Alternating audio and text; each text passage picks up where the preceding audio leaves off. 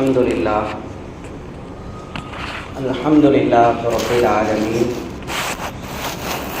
نحمده ونستعينه ونستغفره ونعوذ بالله من شرور أنفسنا ومن سيئات أعمالنا من يهده الله فلا مضل له ومن يضلله فلا هادي له ونشهد أن لا إله إلا الله ونشهد أن سيدنا محمدا عبده ورسوله أما بعد فقد قال الله تعالى في القرآن العظيم وفي القرآن المجيد بعد أعوذ بالله من الشيطان الرجيم بسم الله الرحمن الرحيم فانكحوا ما طاب لكم من النساء صدق الله. قال نبينا صلى الله عليه وسلم إنما الأعمال بالنيات وإنما لكل امرئ ما نوى صدق رسول الله صلى الله عليه وسلم. அளவற்ற அருளாளனும் நிகரற்ற அன்புடையோனுமாகிய அல்லாஹுவின் திருப்பெயரால் துவங்குவோமாக. இறைவனின் தூதாய் இறுதி தூதராய் உலகத்திற்கு வந்த முஹம்மது ரசூல் ஸல்லல்லாஹு அலைஹி வஸல்லம் அவர்கள் மீதும் அவர்களின் வாழ்க்கை வழிமுறைகளை வலுவாக பின்பற்றி நடக்கிற நம் அத்துணைவர்கள் மீதும் வல்லோன் அல்லாஹுவின் கருணையும் கரிசனமும் பாதுகாப்பும் உலகத்திலும் குன்றாமல் குறைவின்றி நின்று நிலவட்டுமாக என பிரார்த்தித்தவனாக வார்த்தையை தூங்குகிறேன்.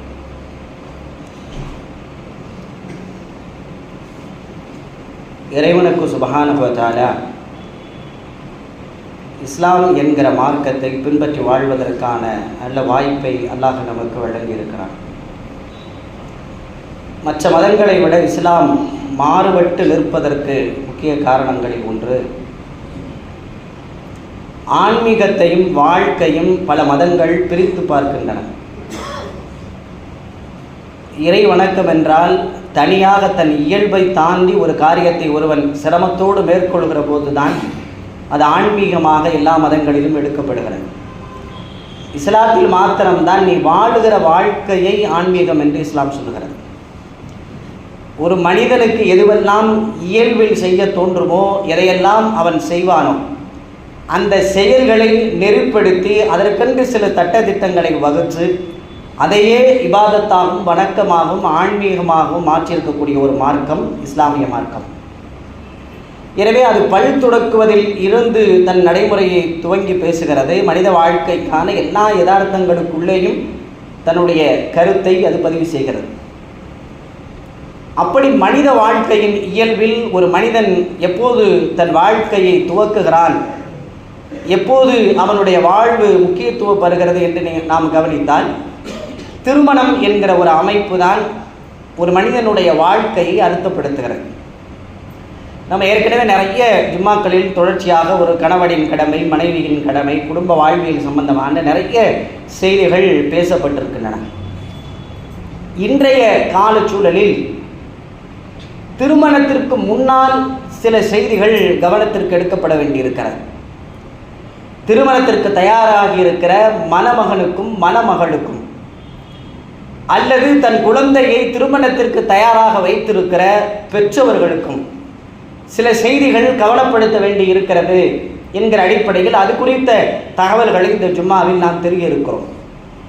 ஏனென்றால் அந்நிக்காகும் என் சுன்னதி, திருமணம் எனது வழிமுறை. ஃபமன் ரகிப அன் சுன்னதி ஃபலைஸ மின்னி, எனது வழிமுறையை யார் பின்பற்றவில்லையோ அவர்கள் என்னை சார்ந்தவர்கள் அல்ல. அப்படின்னா நீங்கள் முஸ்லீம்கள் கிடையாது, இஸ்லாம் கிடையாது, நான் காட்டி கொடுத்த வழிகாட்டுதல் என்பது என்னை பின்பற்றக்கூடியவர்கள். எனவே நான் திருமண வாழ்க்கைக்கு தான் என் வாழ்வை நான் அமைத்து கொண்டேன் என்பதை அல்லாஹ்வுடைய தூதர் ஸல்லல்லாஹு அலைஹி வஸல்லம் தெளிவாக சொல்லியிருக்கிறார். இன்றைக்கு மனித மனங்கள் அல்லது திருமணத்திற்கு தயாராக வேண்டிய வயது உள்ளவர்கள் ஏதோ ஒரு பிரச்சனையின் காரணமாக அல்லது அவர்கள் பார்த்த அனுபவத்தின் காரணமாக திருமண வாழ்க்கையின் மீது வெறுக்கக்கூடிய ஒரு சூழலுக்கு போயிருக்கிறார்கள். ஒரு ஆணுக்கு கட்டுப்பட்டு ஒரு பெண் ஏன் வாழ வேண்டும், ஒரு பெண்ணுக்கு கட்டுப்பட்டு ஏன் ஆண் வாழ வேண்டும், நாங்கள் இயல்பாக சம்பாதிக்கிறோம், அறிவோடு இருக்கிறோம், இப்படியே வாழ்ந்து திருத்துவிட்டு வாழ்க்கை மகிழ்வாக கழித்துவிட்டு போய்விடுவோமே என்கிற எண்ணத்திற்கு இன்றைக்கு வளர்ந்து வருகிற இளைய தலைமுறையின் பார்வை மாறி இருக்கிறது. எனவே அது குறித்த முக்கியத்துவமும் அவர்களுடைய கவனத்திற்கு கொண்டு வர வேண்டியிருக்கிறது. அவர்களின் பொறுப்பில் இருக்கிற பெற்றோர்களுக்கும் சில தகவல்கள் பேசப்பட வேண்டியிருக்கிறது. ஏன் திருமணத்திற்கான அமைப்பு, திருமணத்திற்கான நோக்கம் என்ன? ஏதோ ஒரு ஆணை கொண்டு போய் ஒரு பெண்ணோடு சேர்த்து வைக்கிறோம், ஒரு பெண்ணுக்கு ஜோடியாக ஒரு ஆணை சேர்த்து வைக்கிறோம், ஒரு மண்டபம், திருமணத்திற்கான விருந்து என்கிற ஒரு வட்டத்திற்குள் மாத்திரம்தான் திருமணத்திற்கான அளவு பார்க்கப்படுகிறது. இஸ்லாமிய மார்க்கத்தை பொறுத்தளவுக்கு ஒரு திருமணத்திற்கான தயாரிப்பிற்கு பின்னால் இஸ்லாம் இது போன்ற செய்திகளை கவனப்படுத்த சொல்கிறது. ஏன்னா ஒரு விஷயத்தை செய்கிறதுக்கு முன்னாடி நாம் ஏன் செய்கிறோன்னு நமக்கு தெரியணும்ல. அதனுடைய முக்கியத்துவம் என்ன, அதனுடைய பாரம்பரியம் என்ன, எதற்காக அந்த காரியம் வலியுறுத்தப்படுகிறது, எந்த நோக்கத்திற்காக அந்த செயல் செய்யப்படுகிறது, சடங்கிற்காக ஒரு காரியம் நடக்கக்கூடாது என்று இஸ்லாம் பெறுகிறது, சம்பிரதாயத்திற்காக ஒரு செயல் கடந்து போய்விடக்கூடாது என்று இஸ்லாம் வலியுறுத்துகிறது. முதல் நோக்கம் என்னன்னா, அல்லாஹ் ஒரு உத்தரவை இந்த உலகத்திற்கு அனுப்புகிறான். அவன் மனிதனை படைத்து அடிமைகளாக மாற்றி ஆண் பெண் என்கிற சூழலில் ஒரு உலகம் உருண்டு போடுவதற்கான சூழலை ஏற்படுத்தியவன் நீ திருமணம் பண்ண வேண்டும்னு அல்லாஹ் சொல்றான். கல்யாணம் முடிங்கன்னு அல்லாஹ் உத்தரவிடுகிறான். எனவே ஒருவன் திருமணத்திற்கு தயாராகிறான், திருமணம் முடிக்கிறான் என்றால் இறைவனின் கட்டளையை ஏற்கிறான் என்பது அவன் மனதிற்கு வர வேண்டும். வயது கூடிவிட்டது, சம்பாத்தியத்துக்கு வந்துவிட்ட ஒரு ஆள் கூட வரணும் என்பதல்ல நோக்கம். அது எல்லாவற்றையும் தாண்டி என்னை படைத்த ரப்பு திருமணத்தை வலியுறுத்துகிறான். திருமணம் முடித்து தருகிற பெற்றோர்களுக்கும் அந்த எண்ணம் மனதில் பதிவாக வேண்டும். இறைவனின் உத்தரவை ஏற்று நடைமுறைப்படுத்துகிறோம். இரண்டாவது விஷயம், அல்லாஹ்வுடைய தூதர் ஸல்லல்லாஹு அலைஹி வஸல்லம் திருமணத்தை வலியுறுத்தி சொல்லி இருக்கிறார்கள். புறக்கணிச்சு போக முடியாது. குர்ஆன் சொல்லுதல்லா ருஹபானியத்தை இஸ்லாத்தில் துறவரம் கிடையாது. இந்த மார்க்கத்தில் வேணான்னு ஒதுக்கி போக முடியாது. திருமணம் இல்லாமல் நீ வாழ்வதற்கான அனுமதி கொடுக்கப்படலை. சாத்தியப்படாத சூழலில் தான் திருமணத்திற்கான அனுமதியை இஸ்லாம் மறுக்குது. அது அல்லாத 99% திருமணத்தை இஸ்லாம் வலியுறுத்துகிறது. எல்லா நபிமார்களும் திருமணம் முடிச்சாங்க. எஹ்யா நபியும் ஈசா அலைஹிஸ்ஸலாத்தை தவிர வானத்திற்கு உயர்த்தப்பட்டார்கள். சிறு வயதில் மரணத்தை தழுவிய ஈசா நபியை தவிர எல்லா நபிமார்களும் திருமணம் முடிச்சிருக்காங்க. எனவே நபிமார்களின் சுன்னத்து ரசூலுல்லாஹ் இதை வலியுறுத்தி நமக்கு திருமணத்திற்கான செய்தியை சொல்றாங்க. வேற எந்த இடத்திலையும் ரசூல் ஸல்லல்லாஹு அலைஹி வஸல்லம் இப்படி ஒரு வாசகத்தை பயன்படுத்தலை. நீ திருமணத்திற்கு தயாராகிற போதுதான் உன் மார்க்கம் பரிபூர்ணப்படுத்தப்படும். இதா இந்த ஜவ்வத அப்தன் பக்கத்து இஸ்தக்மல நிஸ்ஃபுத்தீன், ஒரு அடியான் திருமணத்திற்கு தயாரானால் அவன் மார்க்கத்தில் பாதியை பரிபூர்ணப்படுத்தி விட்டான். தொழுகையாளிக்கு இப்படி ஒரு வார்த்தை பேசப்படலை, நோன்பாளிக்கு இப்படி ஒரு வார்த்தை பேசப்படலை, மார்க்கத்திற்காக உயிர் தியாகம் செய்கிற தியாகிக்கு இப்படி ஒரு வார்த்தை பேசப்படலை. இஸ்லாம் வலியுறுத்தி பேசுகிற எந்த கடமையும் முனைப்போடும் முயற்சியோடும் செய்கிற முஸ்லீம்களுக்கு இப்படி ஒரு வார்த்தை பேசப்படலை. திருமணத்திற்கு தயாராகிவிட்டால் நீ மார்க்கத்தில் பாதியை முடிச்சுட்ட. ஃபல் எத்தகில்லாஹ் நிஸ்ஃபுல் பாக்கி, மீதி இருக்கிற வாழ்க்கையை அல்லாஹ்வை அஞ்சி நீ வாழ்ந்துகள். அப்படின்னா இந்த திருமண வாழ்வு என்பது எவ்வளவு இந்த மார்க்கத்தில் முக்கியம். இதை கடந்து போய்விடக் கூடாது என்று இஸ்லாம் சொல்லுகிறது. இது இல்லாத ஒரு வாழ்க்கை வேண்டாம் என்று இஸ்லாம் வலியுறுத்துகிறது. ஒரு தலைமுறைக்கான பாதுகாப்பு திருமணத்தில் தான் சாத்தியப்படுது. ஒரு குழந்தை பிறந்திருக்கிறது. இந்த குழந்தை யாருக்கு பிறந்த குழந்தை, யாரோட இன்சியல் அந்த குழந்தை போடணும். நிறைய நாடுகளில் தகப்பன் பிரியாத குழந்தைகள் உருவாகி வர்றாங்க. ஒரு ஜெனரேஷனே அனாதை ஜெனரேஷனாக உருவாக்கிட்டு வருது. இஸ்லாம் அனுமதிக்கலை. தகப்பன் யாருன்னு தெரியணும், தாய் யாருன்னு தெரியணும். இது யார் குடும்பத்துக்குள்ள, இது எந்த குடும்பத்திலிருந்து வந்தது, இந்த பாரம்பரியம் என்ன, இவர்களின் வரலாறு என்ன. எனவே ஒரு குடும்ப கட்டமைப்பு கட்டுமானம் உருவாக்கப்படணும்னா திருமணத்தின் மூலம் தான் சாத்தியம்னு இஸ்லாம் அதை வலியுறுத்துகிறது. இந்த உம்மத்தின் எண்ணிக்கை கூடுவதற்கு அது காரணம். ஆதமையும் ஹவ்வாவையும் படைத்து அங்கிருந்து அல்லாஹ் நிறைய வம்சவழிகளை உருவாக்கி கொடுத்தானே, நிறைய குழந்தைகளை பெற்றெடுங்கள். அப்படி குழந்தைகளை பெற்றெடுப்பதன் மூலமாக இந்த உம்மத்து சிறப்பு பெறும். இந்த உலகத்திலேயே மிகப்பெரிய ஜனசக்தி கொண்ட ஒரு சமயமாக இஸ்லாம் மாறி இருக்கிறது. உலகத்தில் 2வது ஆகச் சிறந்த மதமாக, எண்ணிக்கை கூடிய மதமாக, ஆள் சேர்க்கப்பட்ட ஆட்கள் அல்ல, சேர்ந்த ஆட்களின் மிகப்பெரிய ஜனசக்தி கொண்ட ஒரு சமயமாக இஸ்லாம் மாறி இருப்பதற்கு திருமணத்தின் வழிமுறை ஒரு முக்கிய காரணம். நீ நல்லவனா வாழ்கிற, நீ வாழ்ந்ததை போல உனக்கு ஒரு சந்ததி பிறந்து அவங்கள நல்லவங்களா வாழ வைக்கணும். ஒரு சாலிகீனான ஒரு சமுதாயம் இந்த மண்ணில் உருவாகுவதற்கு திருமணத்தை இஸ்லாம் வரவேற்குது. ஒரு பெண்ணுக்கான பாதுகாப்பு எங்கே கிடைக்குதுன்னா திருமணத்தில் தான் கிடைக்குது. கணவன் இறந்த பிறகு அல்லது கணவனை பிரிந்த பெண்கள் எவ்வளவு சிரமத்திற்கு ஆளாகிறாங்க, தங்களை தற்காத்துக் கொள்வதற்கு எவ்வளவு கஷ்டப்படுறாங்க.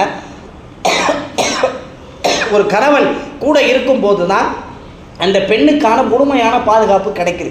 எனவே பெண்களை பாதுகாப்பதற்காக திருமணத்தை இஸ்லாம் அங்கீகரிக்குது. தவறான செயல் இந்த உலகத்தில் நடக்காமல் இருப்பதற்கு திருமணம் முக்கிய காரணம். பெருவாரியான தவறுகள் நடக்கப்படாமல் பாதுகாப்பதற்கு. ரசூலுல்லாஹ் சஹாபாக்கள்கிட்ட சொல்றாங்க,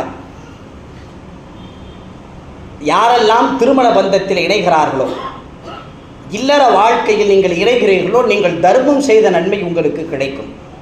சஹாபாக்கள் கேட்டாங்க, இது இயல்பு தானங்க, ஒரு ஆணு பெண்ணு சேர்றது இயல்பு, இதுக்கு போய் தர்மங்கிற நன்மைன்னு சொல்கிறீங்களே. ரசூலுல்லாஹ் விளக்கம் கொடுத்தாங்க, இதை தவறாக பண்ணால் நீங்கள் பாவம்னு சொல்கிறீங்கல்ல, இந்த செயலை தவறாக ஒருத்தன் பண்ணிட்டானா, அனுமதிக்கப்படாத இடத்துல செஞ்சுட்டா அது பாவம்னா, அனுமதிக்கப்பட்ட இடத்தை பயன்படுத்துவதானால் அது ஆன்மீகம் தான், அது இபாதத்து தான். எனவே அதற்கான நன்மைகள் கொடுக்கப்படும். உலகத்திலேயே ஒரு கணவன் மனைவியின் சேர்தலை இபாதத் என்று பேசிய வார்த்தை ரசூலுல்லாஹ்வுடைய வார்த்தை. எனவே உங்கள் உடலுக்கான தேவையை நிறைவேற்றுவதற்கான ஒரு சூழலை இந்த திருமண பந்தனத்தின் மூலமாக உங்களுக்கு நாம் ஏற்படுத்துகிறோம்.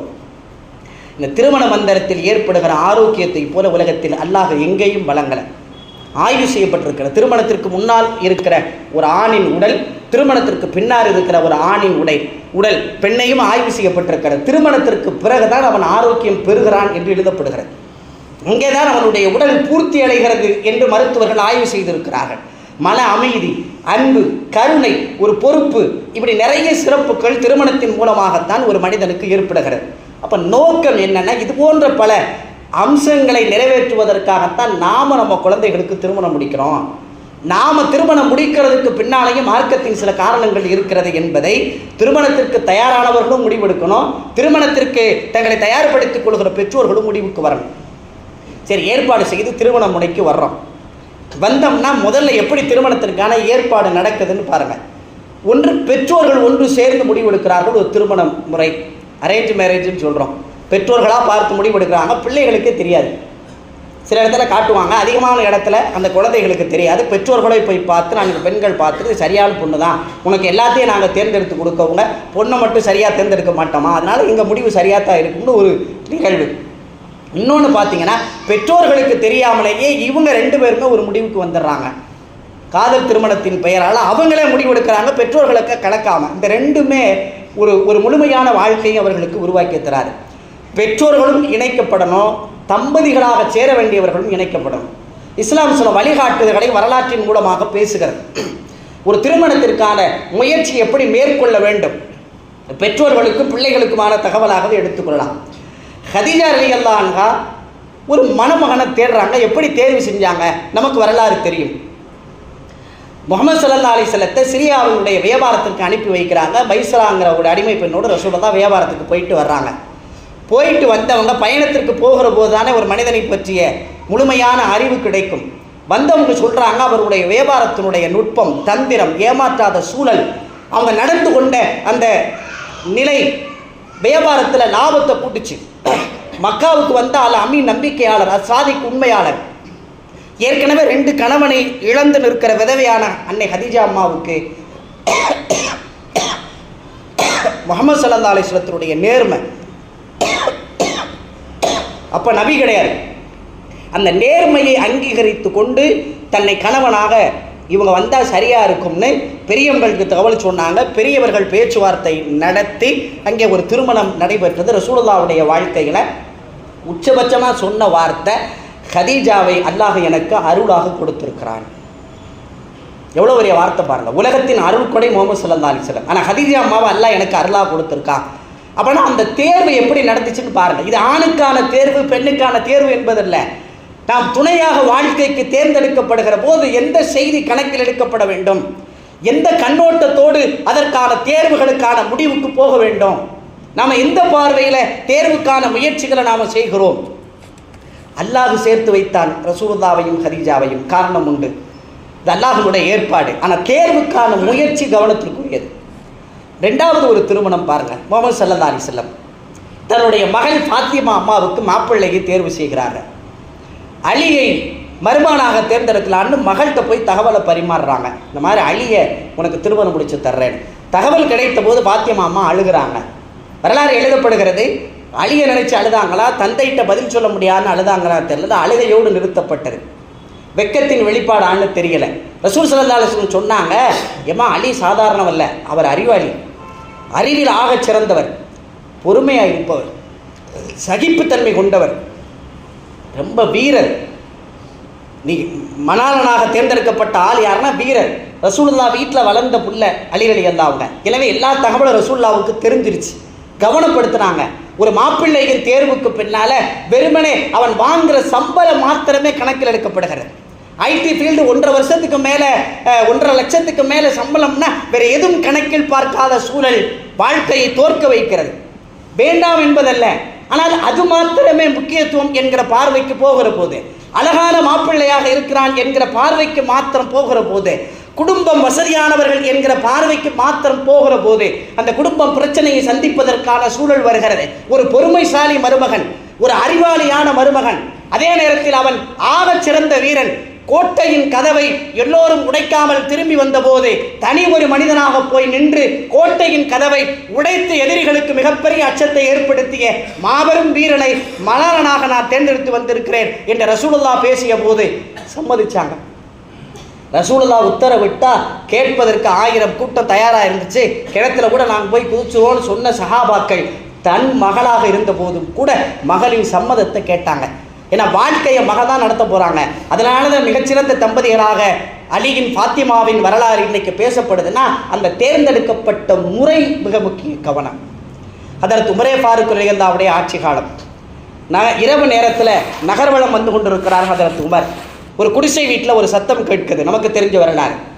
சத்தத்தை கேட்டால் என்னன்னா, ஒரு பால் வியாபாரம் செய்கிற குடும்பம். தாய் என்ன செய்கிறான்னா, பாலில் தண்ணியை கலந்து வியாபாரத்தை கூட்டணும்னு ஒரு திருட்டுத்தரம் செய்வதற்கு தாய் முயற்சி செய்கிறார். பாலில் கொண்டு போய் தண்ணியை கலக்க போகிறான். மகள் சொல்கிறா, என்னம்மா பாலில் கொண்டு போய் தண்ணி கலக்கிற? யாருடைய ஆட்சி நடந்துக்கிட்டு இருக்கு? உமருடைய ஆட்சி நடக்கிற காலத்தில் இப்படி நீ செய்கிறியே. அம்மா கேட்டேன், நான் உமருக்கு தெரியவா போகுது? உமருக்கு தெரிந்தது, அல்லாஹ் தெரிய வச்சான். ஆன்மீகத்தின் ஈமானுடைய வெளிப்பாடு வெளியில் நின்று உமர் கேட்டார். உமருக்கு தெரியவா போகுது? கேட்டுக்கொண்டிருந்தாங்க. அப்போ மகள் சொல்கிறா, உமருக்கு தெரியாமல் இருக்கலாம், உமரை படைச்சா அல்லாவுக்கு தெரியுமா தெரியாதா? நீ அல்லாவுக்கு பயப்படலையா? ஏன் பாலை கொண்டு போய் தண்ணி கலக்கிற? உமர் பார்க்காமல் இருக்கலாம், படைச்ச அல்லாஹ் பார்ப்பானே. நிகழ்வு முடிந்தது. காலை அமைச்சர்களின் கூட்டப்பட்டது. ஹதரத் உமர் சொல்லுகிறார், இப்படி ஒரு காட்சியை நான் பார்த்தேன். என்ன அதிசயம் தெரியுமா? மாளிகையில் ஹதரத் உமர், உலகத்தின் கவனத்தை ஈர்த்த தலைவராக ஹதரத் உமர் 2.5 லட்சம் சதுரமயிர் பரப்பளவை தனி ஒரு மனிதராக ஆட்சி கண்ட இஸ்லாமிய வரலாற்றில் தவிர்க்க முடியாத மாபெரும் தலைவர் என்ன சொன்னார்னா, என் மகளுக்கு அந்த பெண்ணை மருமகளாக நான் தேர்ந்தெடுக்க விரும்புகிறேன்.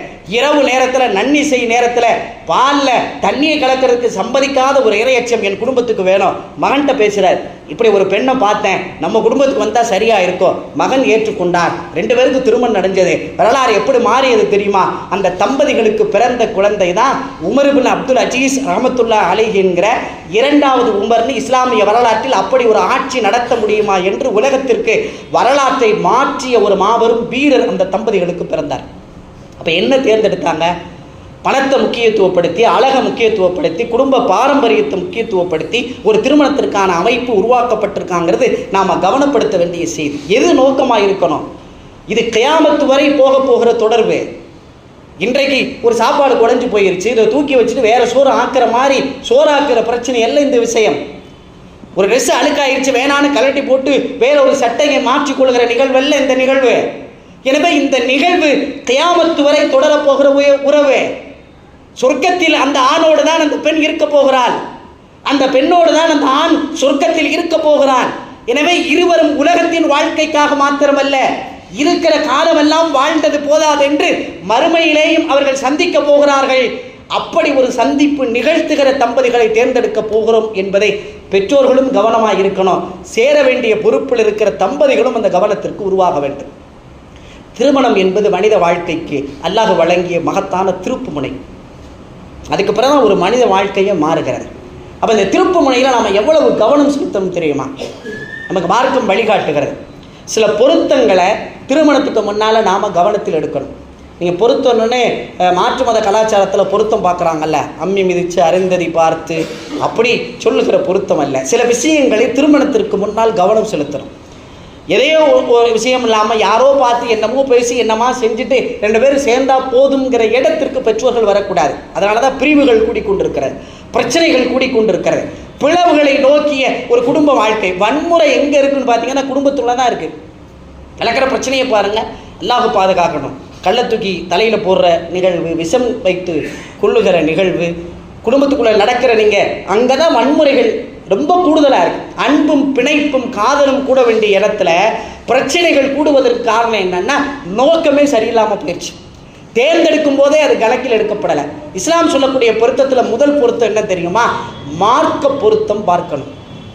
ரசூலுல்லாஹ் மார்க்கப்பட்டுள்ள பெண்ணை பார்த்து திரும்ப கணக்கணும். அது எப்படிங்க பார்க்க முடியும்? பார்த்து தான் ஆகணும். ஒரு சேலை வாங்குவதற்கு எத்தனை கடை ஏறுறோம், எவ்வளவு முயற்சிகள் பண்ணுறோம். ஒரு சட்டை வாங்குறதுக்கு உடைச்சி போட்டு பார்த்துட்டு தான் வாங்குறான். சாம்பிளுக்கு ஒரு பீஸ் வச்சுருக்கோங்க, இதை போட்டால் இல்லை நீ அந்த சட்டை வேறு மாதிரி இருக்கும், அதையும் நான் போட்டு தான் பார்ப்பேன். முழுவதுமாக பார்த்து விட்டு திருப்தி ஆனதுக்கு பிறகு தான் உப்பு இருக்குது அந்த சோறை சாப்பிட்ருவோமா? உப்பு தானே, இல்லையே, பத்தலை அதனால் சாப்பிட்ருவோமா? நமக்கு பிடிக்கிற வரை அதற்கான தேர்ந்தெடுப்புதல் போய்கொண்டே இருக்கிறது. இது வாழ்க்கைக்கு பயணிக்க வேண்டியவள். அவள் தான் வாரிசுகளை உருவாக்கப் போகிறார், அவன்தான் வாழ்க்கை துணையாக அமைய போகிறான். எனவே மார்க்க பொருத்தம் பார்க்கப்பட வேண்டும். இன்றைக்கி மார்க்க எல்லாம் தாண்டப்படுது. முஸ்லீமாக இருக்கணும்னு அவசியம் கிடையாது. எப்படியாவது எனக்கு ஒரு வாழ்க்கை துணை வேணும், எந்த எல்லையும் தாண்டுவதற்கு தயார். எங்களுக்கு முஸ்லீமாக இருக்கணுங்கிற அவசியம் கிடையாது. இஸ்லாம் அதை அனுமதிக்கலை. எவ்வளவு குர்ஆன் இந்த வார்த்தையை பேசுகிறது பெருமக்களே. அழகான பெண்ணாக இருக்கிறார், நீ பார்ப்பதற்கு ரசிக்கக்கூடிய பெண்ணாக இருக்கிறார், அவளிடத்தில் இஸ்லாம் இல்லைன்னா அந்த பெண்ணை விட்டு நீ பார்ப்பதற்கு கருப்பான பெண்ணாக அருவருக்கக்கூடிய பெண்ணாக இருக்கிறார், ஆனால் அவளிடத்தில் மார்க்கம் இருக்குமானால் அந்த பெண்ணை தேர்ந்தெடுத்துக் கொள்ளும், வாழ்க்கை சிறப்பாக இருக்கும். 5 வருஷத்தில் அழகு போயிருது. 5 வருஷத்தில் இவளை தான் நம்ம விரும்பி திருமணம் முடிச்சோமான்னு யோசிக்கக்கூடிய அளவுக்கு நாம் பார்த்த பொண்ணு வேற, இப்போ கல்யாணம் முடித்த பொண்ணு வேற. போட்டோ இருந்தால் நீங்கள் 2ஐயும் வச்சு பாருங்க, சம்பந்தமே இருக்காது, தொடர்பே இருக்காது.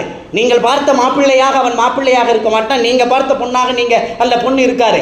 எனவே மாற்றங்கள் இயல்பானது, யதார்த்தமானது. எனவே நோக்கம் மார்க்கத்தை பின்பற்றக்கூடிய ஒரு குடும்பத்தில் இருந்து ஒரு பெண் தேர்ந்தெடுக்கப்பட வேண்டும். எனவே மார்க்கம் முதல் கவனமாக இருக்கப்பட வேண்டும். கலப்பு திருமணம் இஸ்லாம் அங்கீகரிக்கவே இல்லை. கலப்பு எல்லாத்துலேயும் பிரச்சனை. செடியில் கலப்பு பண்ணுறான் பிரச்சனை, முட்டையில் கலப்பு பண்ணுறான் பிரச்சனை, நாட்டுக்கோழியை கலப்பு பண்ணுறான் பிரச்சனை, ஜெர்சி மாடை கலப்பு பண்ணுறான் பிரச்சனை, கலப்பினம் பிரச்சனை. இஸ்லாம் ஆண் பெண் சேர்க்கப்பட வேண்டும் என்கிற கலப்பை மாத்திரம் அனுமதிக்குது. அது மார்க்கம் சார்ந்த முறைப்படி. 2வது கவனிக்கப்பட வேண்டிய விஷயம் என்னன்னு பார்த்தீங்கன்னா, பெற்றோர்களுடைய கவனம் கல்வி பொருத்தம் பார்க்கப்பட வேண்டும். மாப்பிள்ளை ரொம்ப படிச்சிருக்காரு, ரொம்ப அறிவாளிகளை நீங்கள் இயல்பு வாழ்க்கைக்கு அவங்கள கொண்டு வர்றது ரொம்ப கஷ்டம். பொண்ணுக்கு எந்த விவரம் தெரியாமல் இருக்கு, 2 பேரும் ஓட்ட முடியாது, வாழ்க்கையை சிரமப்படுவாங்க. பெண்ணு ரொம்ப படிச்சிருக்கா, மாப்பிள்ளை சுமாராக தான் படிச்சிருக்காரு, கொஞ்சம் கவனப்படுத்தணும். எங்காவது ஒரு சில இடங்களில் அதை சாத்தியப்படுத்தலாம், கூடாது என்பதல்ல. மார்க்கம் அப்படி திருமணம் முடிப்பதை அனுமதிக்கலை, ஹராம்னு சொல்கிறது நல்ல. இன்றைய காலச்சூழலை கணக்கில் எடுத்துக்கொண்டு அவைகள் மிகுந்த கவனத்திற்கு கொண்டு வரப்பட வேண்டும். படித்த திமிரில் பேசுகிற நிறைய குடும்பங்களில் பிரச்சனை. எனவே கல்வி சார்ந்த விஷயத்திலேயும் 2 தம்பதிகளுக்கும் பொருந்தக்கூடிய அளவுக்கான கல்வி பொருத்தம் பார்க்கப்பட வேண்டும். பொருளாதார பொருத்தம், ரொம்ப வசதி படைத்த மாப்பிள்ளை, ஏழையான பெண், பிரச்சனை வருது. ரொம்ப வசதி படைத்த பெண்ணாக இருக்கிறான், ரொம்ப வறுமைக்குள் இருக்கிற ஆணாக இருக்கிறான், அடிமையாகத்தான் வாழ வேண்டிய இடத்திற்கு அந்த ஆண் மகன் தள்ளப்படுகிறான். தன்மானம் அங்கே சிக்கலுக்கு வரும். எனவே ஒரு பொருளாதார தகுதி பார்த்த 2 குடும்பங்களுக்கான சம்பதம் அது பிரச்சனைகளை தவிர்ப்பதற்கான சூழலை ஏற்படுத்தி கொடுக்கும். கலாச்சார பொருத்தும் பார்க்கணும். ஒவ்வொரு ஊருக்குன்னு ஒரு கலாச்சாரம் இருக்குது, ஒவ்வொரு குடும்பத்துக்குன்னு ஒரு கலாச்சாரம் இருக்குது. நம்ம ஸ்டைல் ஒரு மாதிரி, அவங்க குடும்பம் ஒரு ஸ்டைல் மாதிரி இருக்குன்னா 2 பேரும் எப்படி இசைந்து வாழ முடியும்? அவங்க குடும்பத்துடைய ஸ்டைலே வேறு, அவங்க நடைமுறையே வேறு, எல்லாத்தையும் அவங்க வேறு மாதிரி பண்ணுவாங்க, நாங்கள் வேறு மாதிரி பண்ணுவோம். மல்லு கெட்டுதுங்க 2ம். இது பெரிய பிரச்சனையாக மாறுகிறது. அவங்க கணவன் மனைவி பிரச்சனையை தாண்டி ஒரு குடும்ப நிகழ்வு, எதுக்குமே அந்த பிள்ளை வரவே மாட்டேங்குது, எது கூப்பிட்டாலுமே இவர் வரவே மாட்டேங்கிறாரு, சாத்தியப்படவே இல்லை, அவங்கள விட்டுட்டு எல்லா காரியத்தையும் செய்ய வேண்டியிருக்குது, முட்டிக்கிட்டு வந்து நிற்கிறாங்க.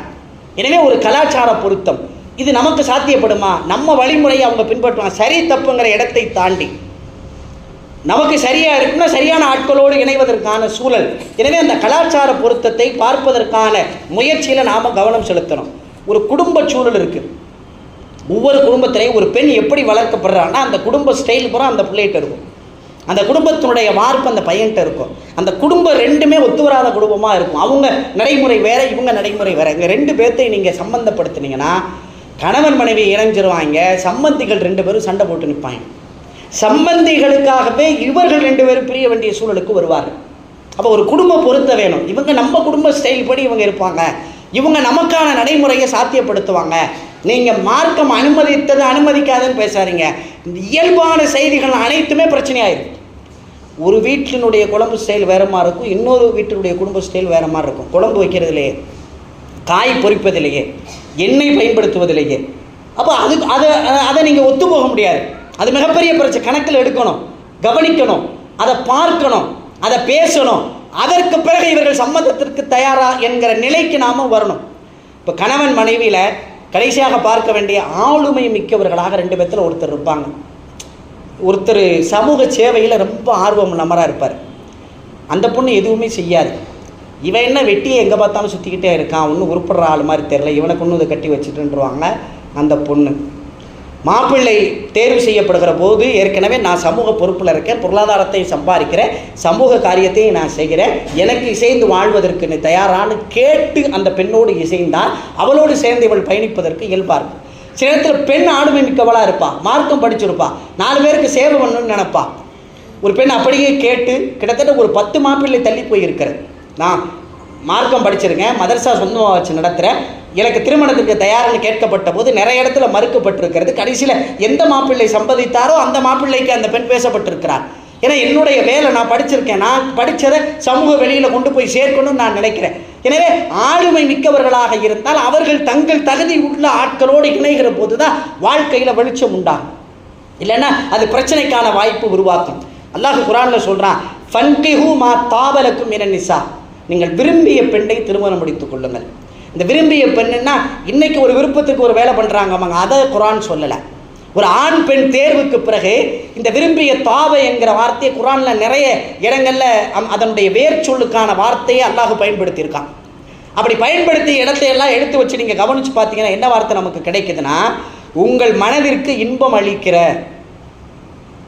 உங்களுக்கு மகிழ்ச்சி தருகிற, உங்களிடத்தில் இனிப்பாக நடந்து கொள்கிற, உங்களுக்கு நறுமணத்தை அளிக்கக்கூடிய, உங்கள் மனதிற்கு அமைதி தரக்கூடிய, நகைச்சுவையோடு உங்களை மகிழ்விக்கிற பெண்களை நீங்கள் மணந்து கொள்ளுங்கள்னு அல்லாஹ் குர்ஆனில் சொல்கிறான். இது பிற குர்ஆனுடைய வார்த்தை. இந்த தாவை என்கிற மூலச்சொல்லிலிருந்து அல்லாஹ் பயன்படுத்திய குர்ஆனுடைய வாசகங்களை பூரா யோசிச்சிங்கன்னா, கணவனுக்கும் அப்படி ஒரு பெண், மனைவிக்கும் அப்படி ஒரு பெண். ஏன்னா ஒரு ஆணையும் பெண்ணையும் சேர்த்து வைப்பதற்கு நடத்தப்படுகிற முயற்சி அல்ல, 2 குடும்பங்கள் ஒன்று சேர்க்கப்படுகிறது, 2 பாரம்பரியம் சம்பந்தமாக்கப்படுகிறது. இவங்க என் சம்பந்தி, இவங்க எனக்கு தொடர்பானவங்க, இவங்களை நாங்கள் சம்பந்தம் பண்ணியிருக்கோம்னு சொல்லக்கூடியது ஒரு நீண்ட பரம்பரையாக உலக வாழ்க்கைக்குள்ள அது தொடரப்போகிறது, சங்கிலி தொடராக. அப்படி இணைக்கப்படுகிற இடத்துல நாம் எவ்வளவு கவனம் செலுத்தப்பட வேண்டும் என்பது மார்க்கம் சொல்லுகிற செய்தி. அப்போ எண்ணம் சரியாக்கப்பட வேண்டும். எதற்காக திருமணம்? தம்பதிகளாக இணைய இருப்பவர்களுக்கும் அது கவனத்தில் வேண்டும். யார் இணைப்பதற்கு முயற்சி செய்கிறார்களோ அவர்களுக்கும் அந்த கவனம் இருக்க வேண்டும். அதற்கு பிறகு எது கவனத்தில் எடுக்கப்பட வேண்டுமோ, எது அவர்களுடைய வாழ்க்கைக்கு சந்தோஷமாக அமையுமோ, பொருளாதாரத்தை தாண்டி, அழகை தாண்டி, குடும்ப பாரம்பரியத்தை தாண்டி அவைகள் வேண்டும் என்றிருந்தாலும் கூட எவைகள் கவனத்தில் எடுக்கப்பட வேண்டுமோ, எவைகள் பார்க்கப்பட வேண்டுமோ, எது முன்னிறுத்தப்பட வேண்டுமோ அவைகள் முன்னிறுத்தப்பட்டால் நிச்சயமாக அந்த குடும்ப வாழ்க்கை வெற்றிக்கான ஒரு சூழலை அமைத்து தரும். அல்லாஹ் அப்படி தேர்ந்தெடுத்திருப்பதற்கான நல்ல சூழலையும் சந்தர்ப்பத்தையும் நமக்கு வழங்குவானாக. வாஹிர் தஅவானா அனில் ஹம்துலில்லாஹி ரப்பில் ஆலமீன்.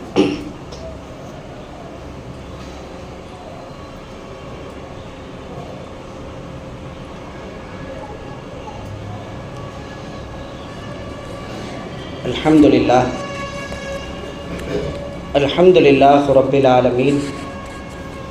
ஸலாத்து வஸ்ஸலாம் அலா சையதனா முஹம்மதின் ஸல்லல்லாஹு அலைஹி வஸல்லம்.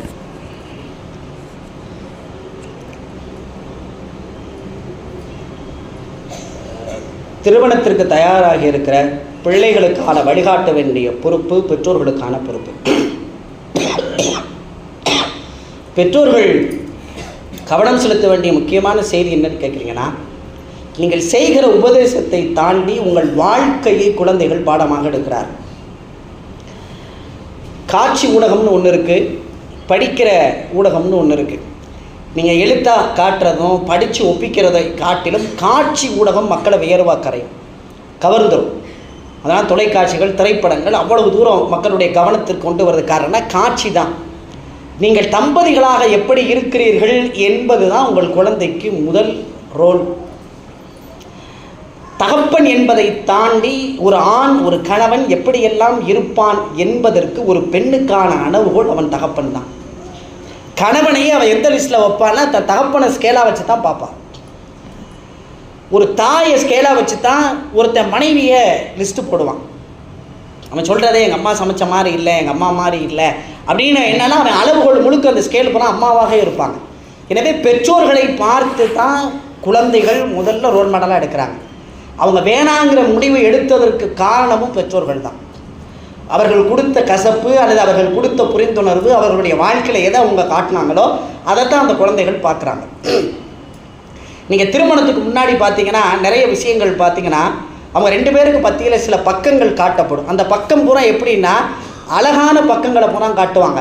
இவன் மாப்பிள்ளைய நல்ல மாப்பிள்ளைங்கிற மாதிரி அடையாளம் காட்டப்பட்டிருக்கும், பெண்ணனுடைய நல்ல பக்கங்கள்லாம் காட்டப்பட்டிருக்கும். திருமணத்திற்கு பின்பு பார்த்தீங்கன்னா அவங்களுக்கு பொறுப்பு வந்துடும்.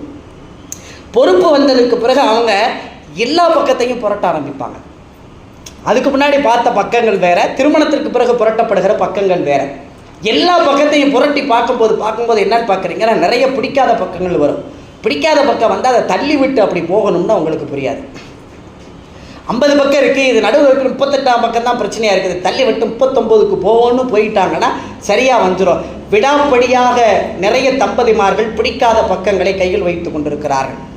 கணவனின் பிடிக்காத பக்கங்களை மனைவியும், மனைவியின் பிடிக்காத பக்கங்களை கணவனுமாக கையில் வச்சதுக்காக கடைசியில் அந்த பக்கம் கிழிக்கப்படுகிறது. அது கிழிக்காமல் வேறு மாற்றம் அல்ல, அந்த கிழிப்பு தான் பிரிவாகவும் பிளவாகவும் அவங்களுடைய வாழ்க்கைக்குள்ளே மாறிப்போகும். அப்போ இந்த பொறுப்புக்கு வந்ததற்கு பிறகு சில பக்கங்களை தாண்டுவதற்கும் இருவரும் தயாராக இருக்கணும். கணவனாக இருந்தாலும் சரி, மனைவியாக இருந்தாலும் சரி. முதல்ல பார்த்தீங்கன்னா வாழ்வுக்குன்னு ஒரு நோக்கம் இருக்குங்கிறத புரிஞ்சுக்கிட்டோம்னா அந்த வாழ்க்கை நமக்கு சொர்க்கமாக மாறிடும். அதை புரியாத போது தான் நிறைய பிரச்சனைகள் நமக்கு உண்டாகி கொண்டே இருக்கிறது. இது ஏதோ 2 நபர்களுக்கு மத்தியில் சேர்க்கப்படுகிற நிகழ்வு அப்படிங்கிறத தாண்டி ஒரு குடும்பம் சேர்க்கப்பட்டிருக்கிறது. குழந்தைகள் உருவாக்கி இருக்கிறாங்க, ஒரு பரம்பரையை உருவாக்க போகிறோம். நாம் தான் ஒரு வரலாறை சிருஷ்டிக்க போகிறோம். நம்மிலிருந்து ஒரு வரலாறு, ஒரு கணவன் மனைவி என்கிற தம்பதி, ஆதம் ஹவ்வா என்கிற தம்பதி, அவங்க தான் ஒரு குடும்பம். இன்றைக்கு கோடிக்கணக்கான மக்கள் அங்கிருந்து உருவாக்கப்பட்டிருக்கு. நமக்கு பின்னால் ஒரு பரம்பரை உருவாக போகுது. நாம் தான் ஒரு வரலாறை உருவாக்க போகிறோம். இது என்னன்னு பார்த்தீங்கன்னா, பொதுவாக பழங்களை எடுத்திங்கன்னா ஆப்பிள்னு ஒன்று இருக்கும், ஆரஞ்சுன்னு ஒன்று இருக்கும். வித்தியாசம். ஆப்பிள் பழத்தை ஆப்பிளோடு தான் ஒப்பிட்டு பார்க்கணும். இது காஷ்மீர் ஆப்பிளா சாதா ஆப்பிளான்னு நீங்கள் ஒப்பிடணும். ஒரு ஆரஞ்சு பழத்தை எடுத்திங்கன்னா இன்னொரு ஆரஞ்சியை, இது கொடைக்கானல் ஆரஞ்சியா வேற ஆரஞ்சியோடு தானே ஒப்பிடணும். நீ ஆப்பிளையும் ஆரஞ்சையும் ஒப்பிட்டீங்கன்னா எப்படி நீங்கள் தீர்வு காண முடியும்? கணவனும் மனைவியும் ஒரு கணவனை வைத்து கொண்டு மனைவியை ஒப்பிட்டு பார்ப்பதும், மனைவியை வைத்து கொண்டு ஒரு கணவனை ஒப்பிட்டு பார்ப்பதும். அல்லாஹ் மிகப்பெரிய வேறுபாடுகளை இருவருக்குள்ளேயும் வச்சிருக்கான். அந்த வேறுபாடுகளை நாம் புரிந்து கொள்வதற்கு முயற்சி செய்யணும்.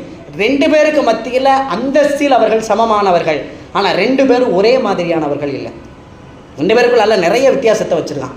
அதை அந்த யதார்த்தத்தை, அந்த இயல்பை 2 பேரும் புரிந்து கொள்வதற்கு முயற்சி செய்யணும். ரொம்ப கவனம் என்னன்னா, நம்ம பிள்ளைகள் நம்மளை பார்த்துக்கிட்டு இருக்காங்கன்னு கவனிக்கணும். அல்லாஹ் பார்க்கிறான். சில இடத்துல கேமரா பார்க்குதுன்னு நாம் கவனமாக சில விஷயங்களை செயல்படுறோம்ல. உங்கள் குழந்தைகள் நீங்கள் கவனிக்காமலேயே உங்கள் விஷயத்தை பார்த்து கொண்டே இருக்கிறார்கள். உங்கள் ஒரு கணவனோடு ஒரு மனைவி முரண்பட்டு நிற்கிறாள் என்றால் ஏதோ கணவன் தப்பு பண்ணியிருக்கான் அதனால இல்லை. அவர் வாழ்கிற காலத்திலேயே அவன் தகப்பன் செய்த பல்வேறு காரியங்கள் அவள் மனதிற்குள் சுவையாக ஏறி நிற்கிறது. அதன் வெளிப்பாடு இப்போது நமக்கு தெரிகிறது. அது 15 வயசில் வந்திருக்கா, 20 வயசில் வந்திருக்கனா, பிரச்சனையாக 30 வயசில் வெளிப்படுகிறது. ஒரு மனைவி சரியில்லாதவன் சூழ்நிலையில் வருகிற போது கணவன் அப்படி மாறி வர்றான்னா அவன் வாழ்ந்த வாழ்க்கையில் அவனுக்கு ஏற்பட்ட, தன் பெற்றோர்களிடத்தில் ஏற்பட்ட அழுத்தங்கள், சில கசப்பான உணர்வுகள் சில காலம் தாண்டியதற்கு பிறகு அது கோபமாக வெளிப்பட்டு வருகிறது. அது மனைவி மாத்திரம் காரணம் அல்ல, பெற்றோர்களும் முக்கிய காரணமாக வருகிறார். நம்மளை கவனிக்கிறாங்க. நம்மளை பார்க்குறாங்க. நான் பேசுகிற பேச்சுவார்த்தைக்கு பிறகு ஒரு அன்பு, இப்படித்தான் அன்பு இருக்கும் என்பதை அவன் புரிந்து கொள்கிறான். நாம் காட்டுகிற காதல் மொழி இப்படித்தான் இருக்கும் என்பதை அந்த குழந்தைகள் புரிந்து கொள்கிறார்கள். அதை தவறாக பயன்படுத்த முயற்சி செய்கிற போது குழந்தைகள் மனம் என்பது வெள்ளை காகிதம். எதை நீங்கள் எழுதுகிறீர்களோ அது அச்சாக பதிவு செய்கிறது. அது வெள்ளை காகிதமாகத்தான் இறைவன் கொடுத்தான். அதை வாங்கி பார்க்கிற போது தன் வீட்டில் இருக்கிற ஆளுமையான தகப்பன், தன் வீட்டில் இருக்கிற பாசத்திற்குள்ள தாய் எதை பதிவு செய்கிறாளோ, எதை தன் வாழ்க்கையாக நடக்கிறாளோ, ஏதோ கணவனுக்கு முரண்படுவதாக அவள் நினைக்கிறார். இல்லை பெரியவர்களே, உங்கள் குழந்தைகள் அந்த முரண்பாட்டை பதிவு செய்து கொண்டே இருக்கிறார்கள். ஏதோ என் மனைவி செய்த தவறுக்காக இந்த வார்த்தையை பேசுகிறோம் என்று கணவன் நினைக்கிறார். இல்லை, உங்கள் குழந்தைகள் நீங்கள் காட்டுகிற அதிருப்தியை, கோபத்தை, நீங்கள் காட்டுகிற வெறுப்பின் உச்சத்தை உங்கள் மனைவியை காட்டிலும் உங்கள் வீட்டில் இருக்கிற குழந்தைகள் அதை பதிவு செய்து கொள்கிறார்கள். அந்த அச்சு அவர்கள் குடும்ப வாழ்க்கையை பாதிக்கிறது. ஆம்பளனா இப்படித்தான் இருப்பாங்கிற முடிவுக்கு வந்துடுறான், கும்பலானா இப்படித்தான் இருப்பாங்கிற முடிவுக்கு அந்த குழந்தைகள் வருகிறார்கள். அதுதான் மிகப்பெரிய பிரச்சனையை அந்த குடும்பத்திற்குள் ஏற்படுத்துவதற்கான காரணத்தை பார்க்கிறோம். தூக்கணாங்குருவியின் வரலாறு எழுதப்படுகிறது. பெரிய வேதனையும் கவலை என்னன்னு பார்த்தீங்கன்னா, நாம தான் ஒரு பெண்ணை தேர்வு செய்யறதுக்கு அவ்வளோ கஷ்டப்படுறோம், ஒரு மாப்பிள்ளையை தேர்வு செய்யறதுக்கு அவ்வளோ விஷயங்கள் பேசுகிறோம். குரானில் பாருங்கள், ஒரு ஆச்சரியமான செய்தி நினைவுக்கு வருகிறது. மூசா நபியை பற்றி ஒரு வரலாறு அல்லாஹ் பேசுகிறான். கோவிச்சுக்கிட்டு ஃபிரௌன்கிட்ட இருந்து வெளியேறி போகிறாங்க. ஒரு கிணறு இருக்குது, 2 பெண்கள் இருக்கிறாங்க. ஷுஐப் நபியினுடைய 2 பெண்கள் நிற்கிறாங்க. இவங்க தண்ணியை எடுத்து கொடுக்குறாங்க. ஷுஐப் நபிகிட்ட சொன்ன உடனே அவரை கூப்பிட்டு வாங்கன்னு இவர் போய் மூசா நபியை ஒரு பெண் கூப்பிட வர்றாங்க. அப்போ மூசா நபி அந்த பெண்ணோடு போகிறாங்க. அப்போ என்ன சொன்னாங்க தெரியுமா? நான் முன்னாடி நடந்து போகிறேன், நீங்கள் பின்னாடி இருந்து எனக்கு வழிகாட்டிக்கிட்டே வாங்க, நம்ம 2 பேரும் போவோம். போனோடனே அந்த பெண் என்ன செய்கிறா, தன் தந்தைகிட்ட சொல்கிறாங்க, நான் இவரை மாப்பிள்ளையா தேர்ந்தெடுக்க விரும்புகிறேன். நம்ம யாருன்னு தெரியாத ஒருத்தர் நீ வாட்டு மாப்பிள்ளையா தேர்ந்தெடுக்கணுங்கிற குரானில் வருகிற வரலாறு. அப்போ ஷுஐப் நபியினுடைய ஒரு பெண் பேசின செய்தி பாருங்கள், ஆச்சரியம். நாங்கள் தண்ணி எடுக்காமல் கிணத்துல நின்றுக்கிட்டு இருக்கோம், எல்லோரும் வந்துட்டு போனாங்க. இவர் மட்டும்தான் அடுத்தவங்களுக்கு உதவி செய்யுங்கிற கவலை இருந்துச்சு. அடுத்தவனுக்கே உதவி செய்யக்கூடியவன் தன் குடும்பத்தை சிறப்பாக பார்த்து கொள்வான். சமூகத்தின் மீது, சமுதாயத்தின் மீது, அடுத்த மனிதன் மீது இருக்கிற அக்கறை கொண்டவர்கள். சில பேர் அப்படி தவறாக செஞ்சாங்கன்னா அவங்க தோற்று போகிறாருன்ற அர்த்தம். சமூகத்துக்கு செஞ்சுட்டு தன் குடும்பத்தை அனாதையாக விடுகிற ஒரு பழக்கமும் மாபெரும் பாதக செயல். தன் சமூகத்திற்கு செய்வதைப் போல தன் குடும்பத்தையும் அவன் செய்வான். எனவே இவரை நான் சிறப்பாக. அடுத்த ஒரு செய்தி பேசினாங்க, நான் கூப்பிட போனேன், வழிகாட்டணும்ல. எப்போவுமே வழிகாட்டுறவங்க முன்னாடி நடந்து போகணும், வழி தெரியாதவங்க பின்னாடி தானே வரணும். நீங்கள் பைக்கில் போங்க, நாங்கள் பின்னாடி பைக்கில் வரணும்னு சொல்லணும். அப்போ அந்த அம்மா தானே முன்னாடி நடந்து போயிருக்கணும், மூசா நபி பின்னாடி வரணும். ஒரு பெண்ணை முன்னே நடக்க விட்டு பின்னாடி இவன் நடந்து வருகிற போது ஒழுங்கீனமான பார்வை வரும் என்பதால் அவர் என்கிட்ட என்ன சொன்னார் தெரியுமா? எனக்கு ரூட்டு தெரியாது, ஆனால் நான் முன்னாடி நடந்து போகிறேன், நீ லெஃப்ட் ரைட்டு எனக்கு காட்டிக்கிட்டே வா, நீ பின்னாடியே வா. அவருடைய ஒழுக்கம் எனக்கு பிடித்தது. எனவே இவன் எனக்கு கணவனாக வருவதற்கு சிறப்பு, இவரை நான் மணனாக தேர்ந்தெடுப்பது சிறப்புன்னு 2 பேருக்கும் திருமணம் முடிச்சு வச்சாங்க. மகராகவே அவங்க என்ன செஞ்சாங்க, 11 ஆண்டுகள் உழைச்சதுக்கு பிறகுதான் தன்னுடைய வீட்டிற்கு அந்த மனைவியை அழைத்து வந்தார்கள். குரான் பேசுகிற வரலாறு. ஒரு பெண் பார்க்கிற தொடர்த்தில் நாம் காட்ட வேண்டிய கவனம் குரான் காட்டிய வழிகாட்டுதல். துக்குணாங்குருவி, எல்லா குருவிகளும் ஒன்று சேர்ந்து சத்தம் போட்டு கத்தி ஒரு துணையை தேர்ந்தெடுப்பதற்கு ஒரு நிகழ்வு நடத்துகிறது. தூக்கணாங்குருவிக்குள்ள சண்டை போட்டு கடைசியில் எந்த தூக்கணாங்குருவி வெற்றி பெறுகிறதோ அது மணாளனாக தேர்ந்தெடுக்கப்படுகிறது. தேர்ந்தெடுக்கப்பட்டதுக்கு பிறகு என்ன நடக்குதுன்னு பாருங்கள். வீடு நடத்துறதுக்கு ஒரு வீடு வேணும்ல முதல்ல. அதனால் இந்த மாப்பிள்ளை வீடு கட்டணும். நாம் சொல்கிறோம்ல, நீ ஒரு ஆண்மகனுக்கு தகுதியானால் உனக்கு மகர் தொகை கொடுக்கணும், நீ ஆண்மை உள்ளவனாக இருக்கணும், அந்த தகுதி இருந்தால் தான் திருமணம், உனக்கு வாய்ப்பு இல்லைன்னா நீ நோன்பு வைங்கிறாங்க ரசூலுல்லாஹ். இங்கே பாருங்கள், மகர் என்னன்னு ஒரு தூக்கணாங்குருவி கற்றுக் கொடுக்குற மகர். நீ வீடு கட்ட சொல்லுது ஒரு ஆணை. அப்போ ஆண்குருவி தானாகவே தென்னைகளையும் ஈச்ச மரத்திலேயும் அந்த நார்களை கொண்டு என்ன செய்யுதுன்னா இலைகளையும் நரம்புகளையும் கொண்டு ஒரு தூக்கணாங்குருவி கூடு கட்டுகிறது. எந்த மலையிலேயும் எந்த வெயிலேயும் அது இடிக்கப்படாத ஒரு குருவியின் கூடு. இதை கட்டி முடித்த உடனே என்ன செய்யுதுன்னா, யாரை தான் திருமணம் முடிக்க போகிறதோ அந்த பெண் தூக்கணாங்குருவியை தன் வீட்டை பார்வையிடுவதற்காக அதை அழைத்து வருகிறது. என்ன ஆச்சரியம் பாருங்கள், நீங்கள் எப்படி வேணாலும் வாழ்ந்து கொள்ளலாம் என்கிற ஒரு பறவை இனம் தனக்குள்ளே இவ்வளவு வாழ்வியலை வைத்திருக்கிறது. யாரோடையும் சேரலாம், எப்படியும் வாழலாம், எந்த வாழ்வியல் செய்தியும் இல்லாத ஒரு தூக்கணாங்குருவியை நடத்திய பாடம் ஆச்சரியமாக இருக்கிறது. அப்போ இந்த பெண் தூக்கணாங்குருவி உள்ளே வந்து பார்க்கும், அந்த வீடு சரியில்லைன்னு சொன்னால் அந்த நாறுகளை எல்லாம் இது பிச்சு போட்டுரும். லாயக்கில்லை, நீ தகுதியற்றவன், நீ உன்னோட நான் வாழ முடியாது. பிச்சு போட்டுட்டா இவன் திரும்ப ட்ரை பண்ணி திரும்ப கட்டலாம்ல, அப்படி ஒரு அனுமதி தூக்கணாங்குருவிக்கு கிடையாது. ஒரு தடவை பிச்சு போட்டுனா முடிஞ்சு சோழி, நீ அவ்வளவுதான், நீ எனக்கு மணமகனாக என்னோடு சேருவதற்கான வாய்ப்பு உனக்கு இல்லைன்னு அதை ரிஜெக்ட் பண்ணிடுது. அடுத்த ஒரு குருவியை திரும்ப கூடு கட்டுகிற போது அடுத்த பயிற்சிக்கு அது போய்விடும். முதல்ல என்னன்னா, என் உடம்பை தாண்டி என் மனதிற்கு நீ திருப்திப்படுத்தினால்தான் உன்னோடு வாழ்வேன் என்கிற அறிவற்ற ஒரு ஜீவன் நமக்கு பாடம் எடுத்துக்கிறது. நம்ம உடம்பு மட்டும்தான் கணக்கில் எடுக்கிறோம், அழகும் பொருளாதாரம் மாத்திரம்தான் காரணம் நினைக்கிறோம். நீ உடம்புக்கு முன்னால் நீ கட்டுகிற வீடு என் மனதுக்கு ஒரு திருப்தி வேண்டுமா இல்லையா? அந்த குடும்பத்தை பார்க்கிற போதே நான் சம்மதம் வைத்துக் கொள்ள வேண்டும் என்கிற ஆசை எனக்கு உண்டாக வேண்டுமா இல்லையா? அந்த மணமகனை பார்க்கிற போதே இவனோடு வாழ்ந்தான் என் வாழ்க்கை மறுமை வரை எனக்கு வெற்றி பெறும் என்கிற ஒரு நம்பிக்கை ஒரு பெண்ணுக்கு ஏற்பட வேண்டுமா இல்லையா? அந்த பெண்ணை பார்க்கிற போதே, இவளை திருமணம் முடிக்கிற போது மறுமை வரை சொர்க்கம் வரை நான் கை சேர்த்து குர்ஆன் சொல்லுவதை போல ஃபதுகுலுல் ஜன்னா வ அன்தும் அஸ்வாஜுகும் துஹ்பரூன், நீயும் உன் மனைவியோடு சொர்க்கத்துக்கு போன அல்லாஹ் சொன்ன வார்த்தையை நான் பின்பற்றுவதற்கு இவள் எனக்கு சாத்தியப்படுத்துவாள். ஒரு தகப்பனாக ஒரு தாயாக நான் வாழ்வதற்கு என்னுடைய இந்த தம்பதிய வாழ்க்கை பயன்படும் என்கிற ஒரு நம்பிக்கையை மனதளவில் அவர்களுக்கு உருவாக்கி கொடுக்கணுமா இல்லையா? பெற்றோர்களே, உங்கள் குழந்தைகள் நிறைய திருமணத்தின் மீது வெறுப்புள்ளவர்களாக மாறி இருக்கிறார். திருமணமே வேணாங்கிறான், கல்யாணமே முடிக்க வேணாம், நான் இப்படியே ஃப்ரீயாக இருந்துடுறேன், சம்பாத்தியம் இருக்குது, பொருளாதாரம் இருக்குது, படிப்பு இருக்குது, எனக்கு பாதுகாப்பு இருக்குன்னு ஒரு தப்பான கலாச்சாரத்தை குறிப்பாக இஸ்லாமிய குடும்பத்தில் வளர்ந்து வருகிற இளைய தலைமுறைக்கு ஒரு பதிவு வந்திருக்கிறது. யாரை பார்த்தோ எதை பார்த்தோ ஏதோ ஒரு சிந்தனையின் வெளிப்பாடோ ஒரு தவறான பார்வைக்குள் அந்த இளைய தலைமுறை தன்னை சிறை வைத்து கொண்டிருக்கிறது. காப்பாற்ற வேண்டிய மாபெரும் செயலில் தப்பு வந்துட்டால் நீங்கள் அவங்கள மாற்றிடலாம். அடிமனத்தின் ஆழத்திற்குள்ளே இப்படி ஒரு சிறையை அவர்கள் உருவாக்கி வைத்திருக்கிறார்கள். அவர்களை வெளியே கொண்டு வந்து காப்பாற்றி திருமணத்தினுடைய லட்சியத்தை பாக்கியத்தை, இப்போ ஒரு பெண் அழகாக இருக்கிறார், நான் நினைவுக்கு வந்திருக்கிறேன், ஒரு பெண் அழகாக இருக்கிறார், அழகாக ஆடை கொடுத்திருக்கிறார், யாரிடத்தில் காட்டி தன் அழகை அவளை ரசிக்க வைக்க முடியும்? யார்கிட்ட போய் காட்ட முடியும்?